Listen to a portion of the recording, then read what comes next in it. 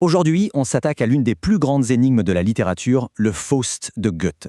C'est l'histoire d'un homme qui a littéralement vendu son âme au diable et qui pourtant a été sauvé. Alors comment c'est possible?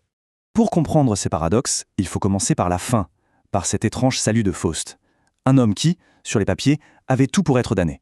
Alors, imaginez Faust à la toute fin de sa vie.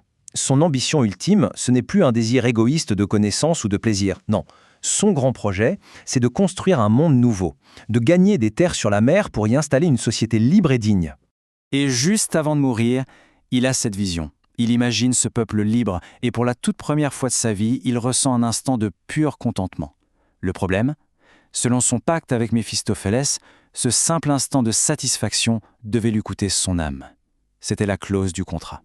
Mais voilà, coup de théâtre. Au moment où le diable vient réclamer son dû, des anges interviennent et emportent l'âme de Faust. Et leur justification, c'est la clé de tout, il est sauvé, non pas pour la perfection de ses actes, mais pour son effort incessant. C'est son élan intérieur, sa quête perpétuelle, qui le rachète.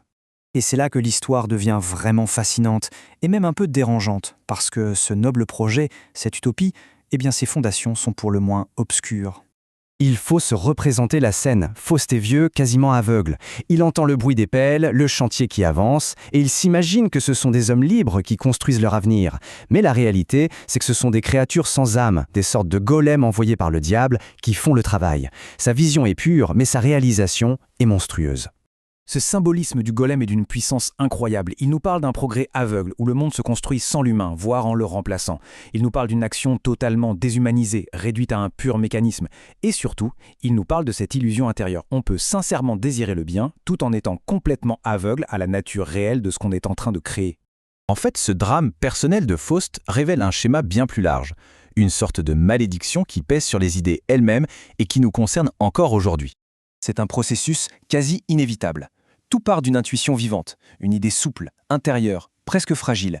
Puis, pour la préserver, on la transforme en doctrine rigide. On lui met des règles. Et à la fin, cette doctrine devient un système oppressif, une machine qui cherche à contrôler et qui a totalement étouffé l'étincelle de vie du départ.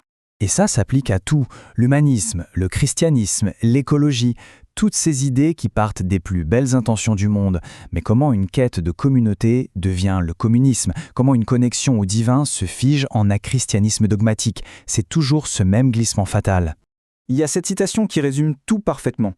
À chaque fois qu'un truc bien se termine en isme, ça devient 1984. C'est exactement ça.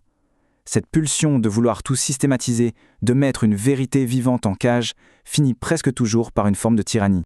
D'accord. Alors si les systèmes, les ismes, sont une impasse, est-ce qu'il existe une autre voie? Une autre manière de faire vivre la vérité dans le monde sans l'emprisonner? Eh bien oui, et les traditions anciennes nous offrent un modèle différent. Pas le bâtisseur de système, mais le messager. Pensez à Hermès dans la mythologie grecque. Son rôle n'est pas de construire des cités ou des temples. Son rôle, c'est de passer les frontières, de traduire, de connecter les mondes. Il est pur mouvement, il ne crée pas de structure fixe. On retrouve une figure très similaire dans la tradition hébraïque avec le malach, le messager. C'est une présence changeante, parfois un ange, parfois il parle comme Dieu, parfois c'est juste un homme. L'important, c'est qu'il apparaît, transmet un message et disparaît. Il ne fonde rien, il ne construit aucun système. On a donc deux modèles qui s'opposent totalement. D'un côté, le système, l'isme, qui est statique, qui cherche à posséder et à emprisonner une idée, et de l'autre, le messager qui est dynamique, fluide, qui ne possède rien mais qui est traversé par l'idée, la connectant au monde et la libérant. Alors, revenons une dernière fois à Faust. Comment cette distinction entre le bâtisseur et le messager nous aide à comprendre son salut? L'erreur tragique de Faust, c'est précisément d'avoir choisi la voie du bâtisseur de système. Son grand projet, c'est son isme à lui.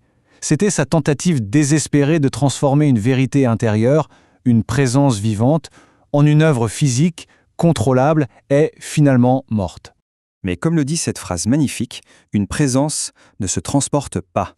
On ne peut pas mettre une intuition profonde ou une vérité spirituelle dans une boîte pour la livrer. On ne peut que la rencontrer, la laisser nous traverser. Et voilà pourquoi il est sauvé. Pas pour son œuvre qui est un échec monstrueux bâti par des golems. Non, il est sauvé pour la seule chose en lui qui a toujours refusé de se figer, de devenir un système, son élan intérieur, son désir de chercher, encore et toujours, sans jamais s'arrêter.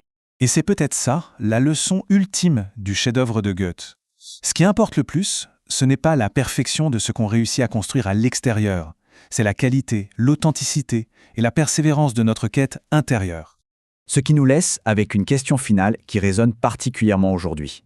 Dans notre monde si plein de systèmes, de doctrines, de cadres rigides, qu'est-ce qu'on s'efforce vraiment d'accomplir? Quel est notre véritable élan?